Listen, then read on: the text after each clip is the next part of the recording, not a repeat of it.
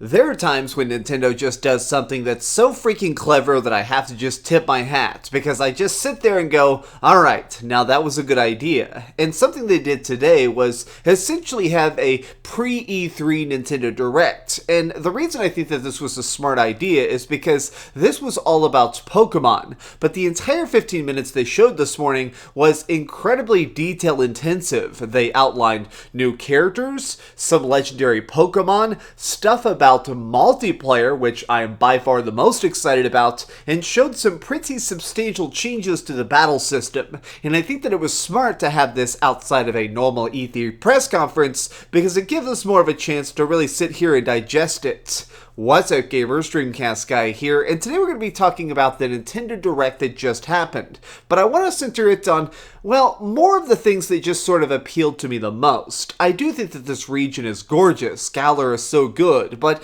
instead of just talking about the couple new Pokemon they revealed, what I really want to center my talk on is how I think that multiplayer is very much going to change the aspects of the gameplay. So let's start with that, because it looks like they're wanting to try and really do different stuff with combat this time around. For the most part, they showed that this is definitely just Pokemon at its core. We see our trainer wandering around in the environment, which just looks gorgeous. We see beautiful open springs of water, lakes, random trainers just standing by the side that you can just get in fights with if you accidentally make direct eye contact, and all the normal battles that we're used to. But what is different is that in Galar, apparently this region, everybody just thinks that Pokemon battles are the most ultimate of sports. It's on television, it's in arenas, it's something that everybody's talking about. Well, something that makes it incredibly different, and is probably why everybody gets so hyped about it in this Poke universe,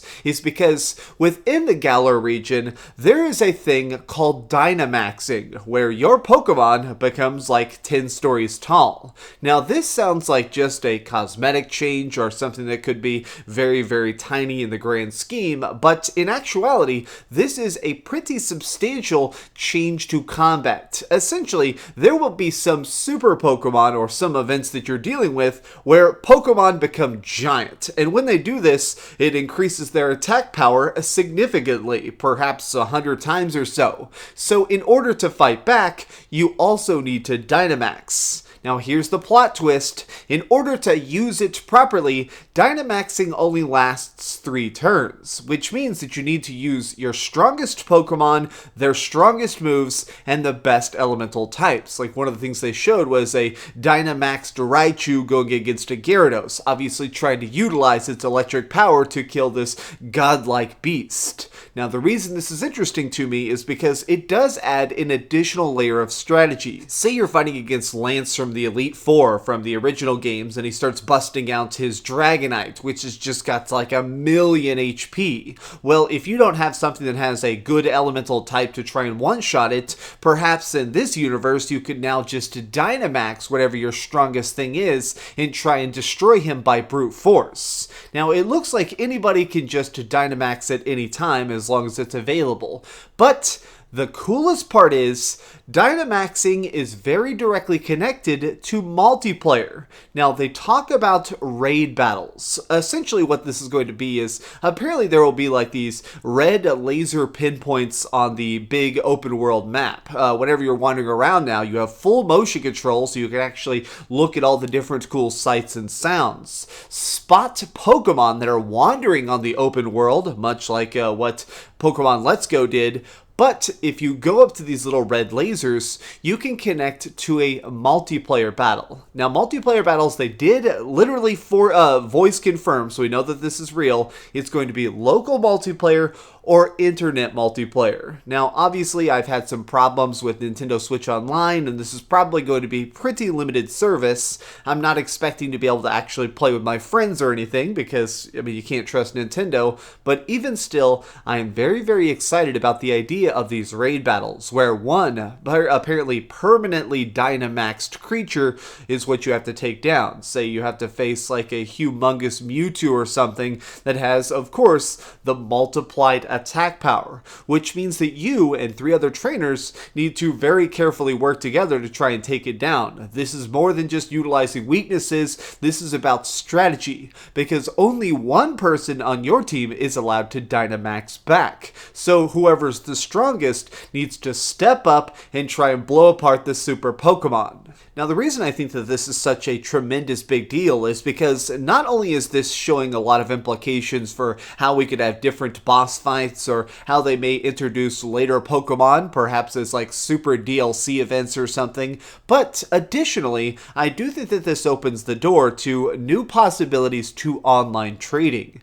Imagine if you did something where there's just like a Poke auction house where you can actually put your own Pokemon up on like a bounty board and people can come up and offer their own Pokemon to trade you, and whichever offer you like the most, you accept. I think that this is a very cool and very distinct possibility that could, well, dramatically change the Pokemon universe. Now, I want to talk a little bit about the Legendaries because we only saw them for like 15 seconds, but I did find them actually pretty funny. Essentially, Pokemon Sword and Pokemon Shield are going to have a literal, shield Pokemon and a sword Pokemon as their mascots. And is that goofy? Yeah. Do I enjoy it? Yeah, absolutely. I'm going Team Shield or Team Sword for sure. I'm definitely buying Pokemon Sword.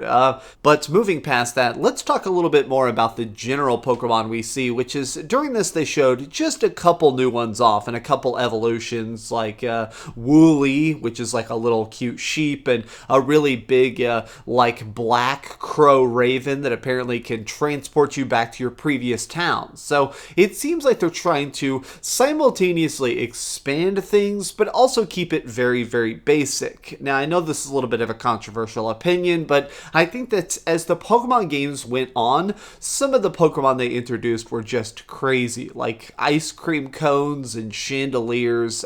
Stuff like that to me was not as fun because it was just so ridiculous. So I am glad that by appearances so far, they're kind of bringing it back to basics. They're kind of just giving us simplified Pokemon once again.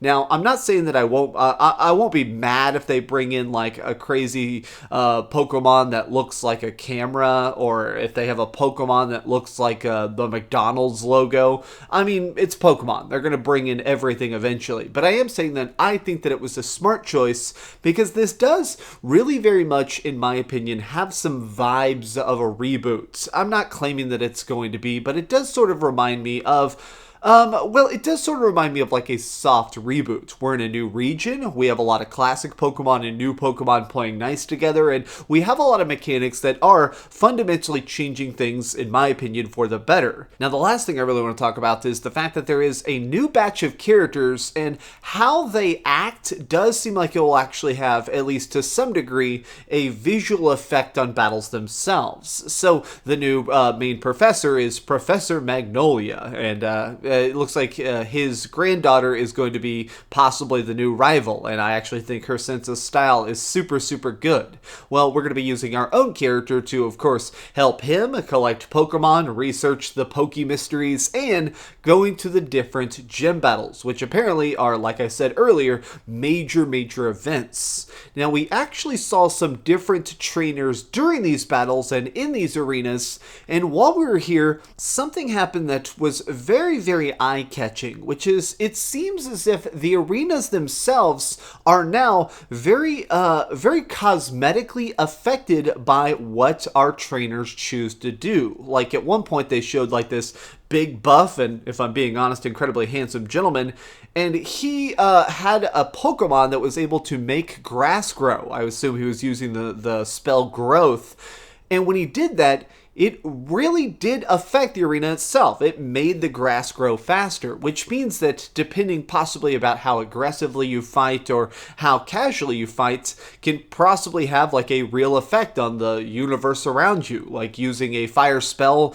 may actually light part of the arena on fire, or maybe if you Dynamax and use something like Blizzard with Articuno will actually maybe freeze part of the arena.